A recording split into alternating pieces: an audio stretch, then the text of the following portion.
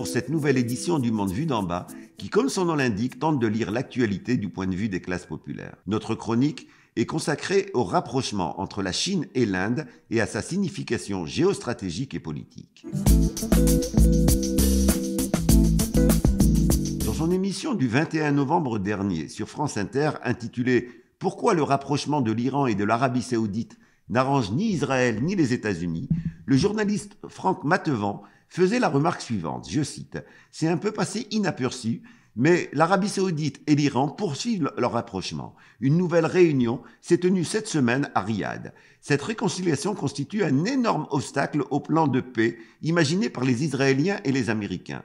Cela fait partie de ces signaux faibles qui ne font pas les gros titres des journaux, mais rebattent les cartes. L'an dernier, l'Arabie Saoudite et l'Iran ont renoué officiellement des liens diplomatiques. Les deux pays ont scellé leur réconciliation sous l'égide de la Chine. » Fin de citation. La même discrétion médiatique peut se constater à l'égard d'un autre rapprochement aux conséquences géopolitiques énormes, celui entre la Chine et l'Inde. Le sommet des BRICS de Kazan a été le lieu d'une rencontre entre le président chinois et le premier ministre indien. La première depuis 5 ans, c'est-à-dire depuis l'aggravation du conflit frontalier entre les deux pays dans la région du Ladakh, qui avait donné lieu en 2020 à des heurts meurtriers faisant plus de 40 morts. 2 jours avant cette rencontre, le 21 octobre 2024, les deux pays rendaient publique la signature d'un accord sur la ligne de démarcation dans cette région.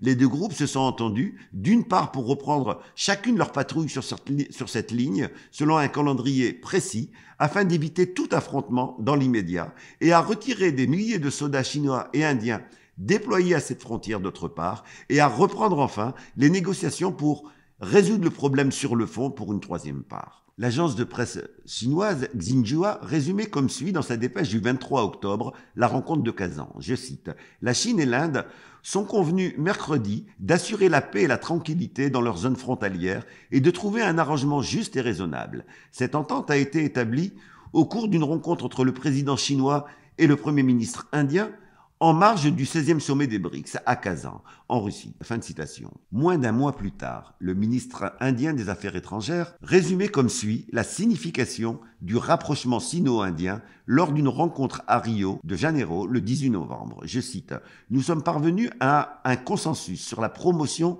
du développement stable des relations entre l'Inde et la Chine. Le consensus entre l'Inde et la Chine l'emporte largement sur les différends. Les deux parties devraient considérer les relations bilatérales d'un point de vue stratégique et ne pas laisser des désaccords spécifiques dominer les relations bilatérales. En tant qu'acteurs clés dans les affaires internationales, les deux pays démontrent un potentiel de coopération car l'Inde, comme la Chine, s'oppose à l'unilatéralisme et rejette les alliances militaires. » Fin de citation. Lors de la rencontre de Rio, les ministres des Affaires étrangères chinois et membres du bureau politique du Parti communiste chinois Wang Yi déclaraient, je cite, « La réunion réussie entre le président Xi Jinping et le premier ministre Modi à Kazan il y a peu et le redémarrage des relations Chine-Inde étaient conformes aux intérêts fondamentaux des deux peuples, aux attentes des pays du Sud global et à la bonne direction de l'histoire. La Chine et l'Inde sont deux grands pays en développement voisins qui ont plus d'intérêts communs que de différences. La coopération entre les deux pays aidera à préserver les droits et intérêts légitimes des pays en développement et contribuera à la multipolarité mondiale. La Chine et l'Inde adhèrent toutes deux à une politique étrangère non alignée et au multilatéralisme et soutiennent la démocratisation des relations internationales. » Fin de citation. Le silence de la plupart des grands titres médiatiques occidentaux sur ce rapprochement contraste avec le grand nombre d'articles des années précédentes sur la crise inévitable des BRICS du fait des conflits entre les deux de ces puissances, l'Inde et la Chine. L'espoir d'un éclatement des BRICS du fait de ces contradictions internes était en fait l'implicite de beaucoup de ces pseudo-analyses. Sur le plan des facteurs matériels et des intérêts nationaux, ce rapprochement est à la fois rationnel et souhaitable. En effet, le commerce bilatéral entre les deux pays s'est accru de plus de 75%, soit une croissance annuelle de 12,5% pour la période 2015-2021. La Chine devient ainsi le premier partenaire commercial de l'Inde.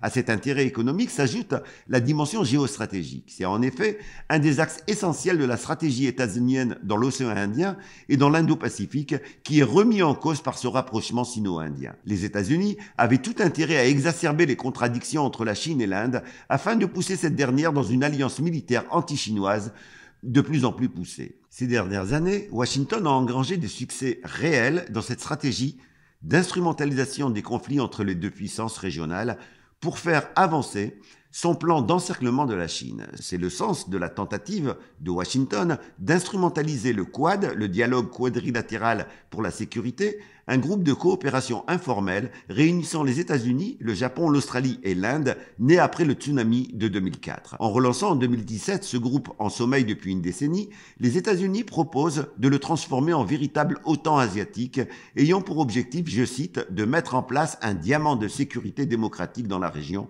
Fin de citation.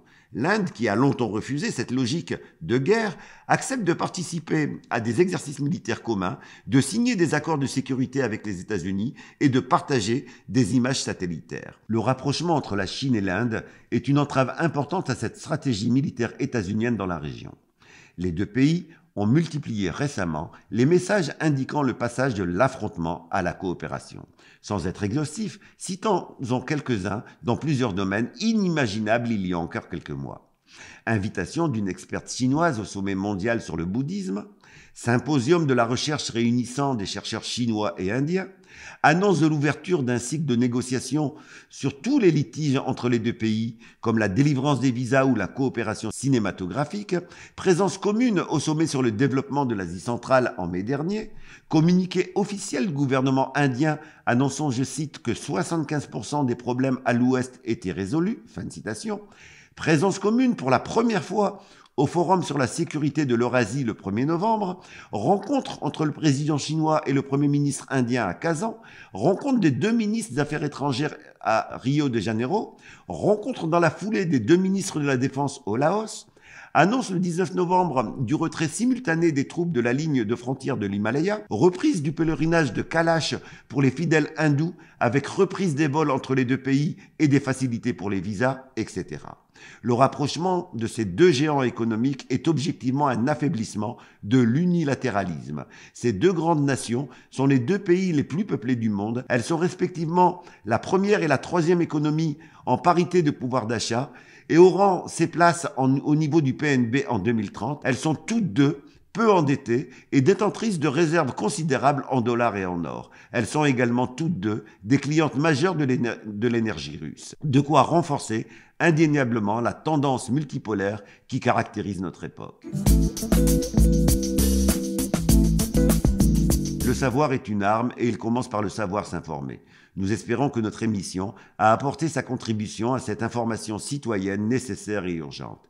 N'hésitez pas à nous transmettre des sujets d'actualité que vous souhaitez voir traités dans notre émission. Ils seront traités dès qu'un fait d'actualité, en lien avec eux, permettra d'y revenir. Nous vous donnons rendez-vous dans quelques jours pour une nouvelle séance du Monde vu d'en bas.